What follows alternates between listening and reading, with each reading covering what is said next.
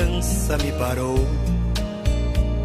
olhou-me nos meus olhos a sorrir, caneta e papel na sua mão. Eu sou irmã Rosinha Mitsuko Asato. Sou brasileira, descendente de japoneses, portanto sou Nisei. Nasci em São Paulo, na cidade de Guarulhos, né?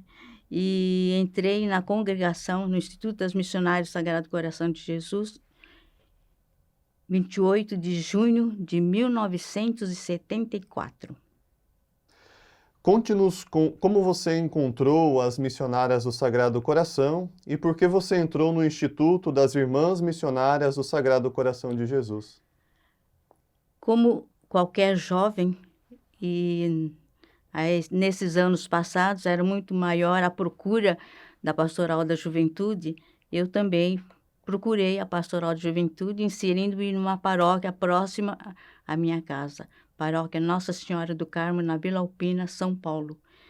E nesse contato na Pastoral da Juventude, surgiu uma oportunidade de uma das, inclusive, essa irmã era a nossa irmã de congregação. Ela trabalhava com a Pastoral de Juventude, visitando as paróquias.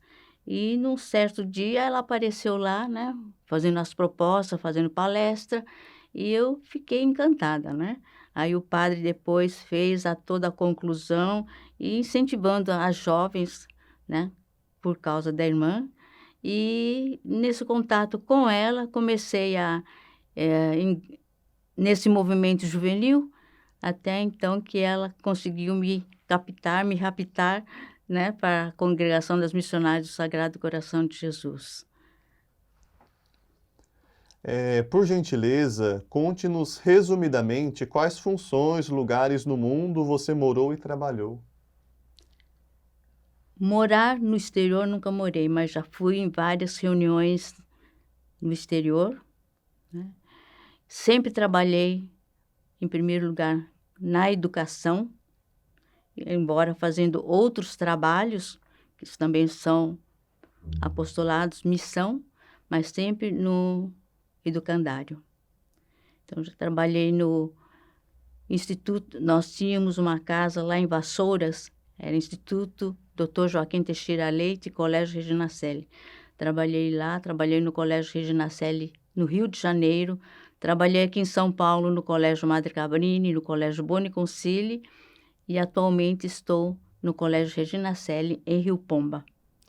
Mas não que eu tenha, assim, me dedicado única e exclusivamente à educação, mas a prioridade era a educação, em todos os lugares que eu passei. E fazendo outros trabalhos que são também trabalhos missionários. Quando você entrou no Instituto, o que você sabia do carisma de Madre Cabrini? Não conhecia a Madre Cabrini, inclusive, naquela ocasião da Pastoral da Juventude, conhecia pouco Vida de Santos, portanto, não conhecia a vida da Madre Cabrini, mas aos pouquinhos, através dessa irmã que fazia esse trabalho, fui conhecendo, ela foi levando material, e nós, né, as jovens, lendo esses materiais da vida da Madre Cabrini, o que me encantou, a coragem dessa mulher em fazer o bem, né? Naquela época em que ela vivia, que tudo era tão difícil, né? E ela querendo fazer o bem, então isso ficou marcado para mim, né? Por isso, então, que eu também engajei com mais força na Pastoral Juventude, na parte religiosa, né? Porque a minha família não é católica, não é cristã, não segue religião nenhuma. Então, eu tive que buscar. Então, com esse conhecimento do carisma da Madre Cabrini, esse conhecimento do trabalho missionário, me fez ainda mais o desejo de ser uma pessoa integrada à religião. Agora, hoje, com essa experiência de vida, como você vê o carisma? Como ele impacta a sua vida hoje? Nos dias de hoje, ainda continua forte e vivo o carisma cabriniano entre nós. Nos dias de hoje, que tudo é tão difícil, tudo mudou, mas ainda continua vivo. Então, eu vejo assim que a Madre Cabrini realmente, ela deixou-nos esse legado do carisma com o seu exemplo de vida, em todos os sentidos, né? Fazer o bem sem olhar a quem. Né? E o desejo, né, que nós também tenhamos essa força, essa coragem de seguir os passos da Madre Cabrini dentro desse carisma, que é fazer o bem sem olhar a quem. E nós sempre, eu principalmente, sempre me pergunto, se a Madre Cabrini estivesse aqui hoje, o que ela não estaria fazendo? Então, isso me leva a refletir e pensar, até mesmo modificar minhas certas atitudes, porque o mundo está girando, está se modificando, a sociedade muda constantemente, e nós, e eu, como religiosa missionária do Sagrado Coração de Jesus, né, que fiz o propósito, os votos de seguir as pegadas de Madre Cabrini, como que eu tenho que me atualizar, como que eu tenho que agir hoje diante dessa situação? O que eu devo fazer para ajudar as pessoas a serem pessoas de fé, de coragem, de esperança, foram uns dos aspectos pessoais que a Madre Cabrini nos deixou. Como foi viver e trabalhar em comunidade ao longo dos anos? Como foi? Uma riqueza muito grande. Porque a Madre Cabrini sempre, nos seus escritos, ela deixava assim focado que no dia a dia, no trabalho do dia a dia, nós não só damos, mas também recebemos. Numa escola, nós não só ensinamos, mas também aprendemos. Isso eu falo para os alunos, tenho falado para os alunos, que na convivência com eles, nós, irmãs, aprendemos muito. Então, nesses anos todos, nesses lugares por onde eu passei, houve assim uma troca do dar e receber e um crescimento muito grande através dos exemplos das pessoas com as quais nós convivemos, com as quais eu convivo e sirvo. Qual é a experiência mais profunda e importante de mudança em sua vida como irmã? O que nessa vida mais impactou, tocou o seu coração? Uhum. Vou voltar um pouco atrás da minha vocação. Por eu não ser de família cristã e nem de religião nenhuma, foi uma luta muito grande eu fazer a opção pela vida religiosa, em virtude da família. Então, esse foi um dos aspectos assim que tive impacto, né? O desejo falava alto, mas a vontade de permanecer na família falava alto também. Então, foi assim um momento muito difícil. Aí que eu vi as pegadas de Deus, né?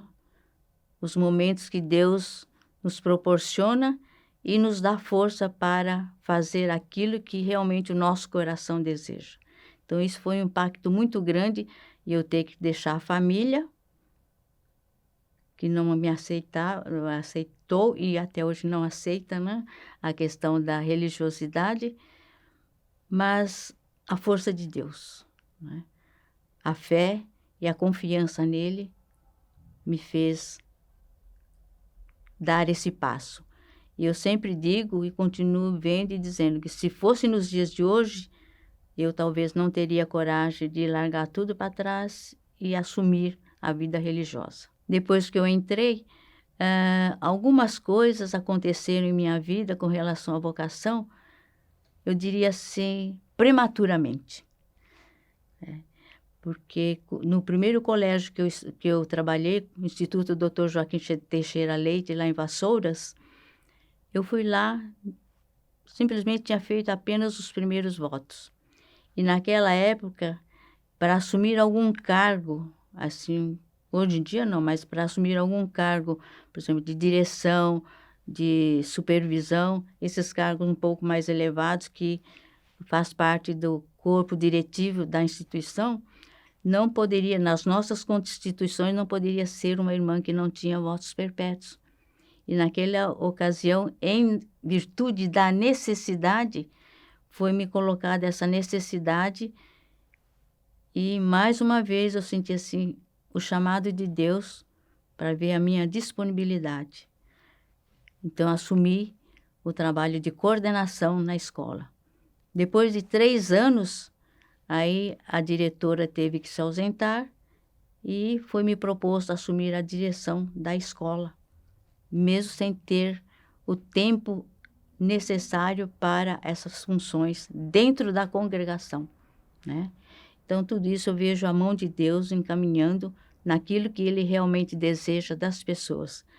Ele dá força, Ele dá coragem, basta a gente querer e ter fé.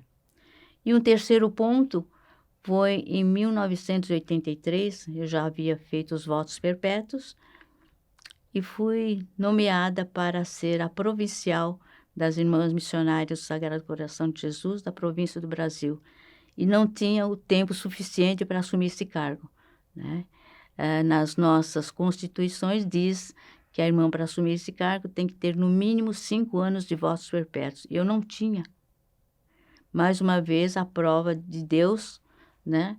De ver a minha disponibilidade e a minha aceitação e a minha coragem de estar assumindo, não digo totalmente no escuro, mas assumindo na surpresa, né? E naquela ocasião, para assumir um trabalho assim, responsável pela província, no caso pela província do Brasil, tinha que ter no mínimo 5 anos de votos perpétuos. E eu não tinha 5 anos de votos perpétuos.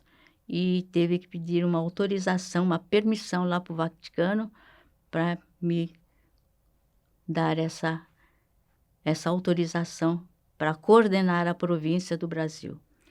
Então, eu vejo assim que Deus, Ele pede, mas Ele dá também a força e a coragem e quer uma resposta nossa. Então, são alguns passos que nos dias de hoje eu fico pensando, só a força de Deus e a minha pequena fé, né? E o abandono nas mãos de Deus, que vai me fazendo com que eu vá assumindo aos poucos isso que Ele está me pedindo a cada instante da minha vida. Em sua opinião, quais são as maiores forças do Instituto? Eu penso que seria assim, esse desejo da fidelidade. Nós somos um grupo de irmãs, cada uma vindo de um lugar, nacionalidade diferente, educação diferente, tudo isso, né? Mas estamos ali no dia a dia. Mas o objetivo é único: seguir Jesus e especificamente no Instituto das Missionárias do Sagrado Coração de Jesus, fundado por Madre Cabrini. Em sua opinião, quais são as maiores necessidades do Instituto? Eu penso que as necessidades são muitas, mas eu daria prioridade a essas missões, esses lugarejos onde nós encontramos constantemente pessoas, seres humanos, de um jeito ou de outro, que são nossos irmãos, à margem da situação humana. Eu penso que esse seria um ponto de partida. Sei que você realmente já respondeu a isso em nossa conversa, mas por favor me diga em apenas 1 ou 2 frases o que significou para você fazer parte das Irmãs Missionárias. O que significou? A primeira coisa que me chamou a atenção é que me atraiu mesmo, como já disse, o testemunho e a vivência em comunidade. O viver em comunidade das Irmãs Missionárias do Sagrado Coração de Jesus, né? Porque é impossível uma pessoa viver sozinha, isolada, né? Eu não vejo, não é que eu não vejo sentido, não vejo atração para isso. Então, uma das coisas que me chama a atenção e me chamou é a vivência em comunidade para juntas vivermos a nossa consagração. Em poucas palavras, como você descreveria essa sua vida maravilhosa para uma jovem que está pensando em tal vocação? Eu diria para ela, depois de uma conversa, venha ver. É o Evangelho de Jesus. Vinde e vede. Venha nos conhecer, passar umas horas, um final de semana, né? E venha fazer uma experiência. Só vendo mesmo, né, e com certo tempo, porque também vi hoje e depois não voltar mais, não dá certo, né? Então é vinde e vede, conforme Jesus falou aos seus apóstolos, né? E eu diria isso para a jovem, mas depois de ter conversado, orientado, explicado, aí vem passar um final de semana conosco, vem passar suas férias conosco, sair fazendo algum trabalho missionário, né? Porque assim ficaria mais claro a sua opção.